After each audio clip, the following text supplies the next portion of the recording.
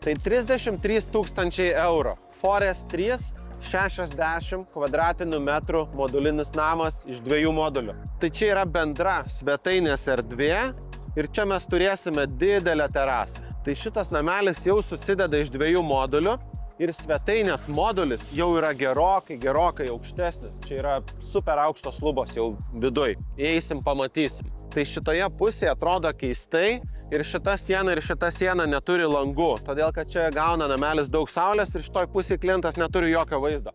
Čia viską uždarėm skarda ir visi langai keliasi į pusės, kur klientui yra svarbu. Lygiai taip pat šita pusė. Jinai neturi jokio vaizdo, čia yra į sklypą atvažiavimas.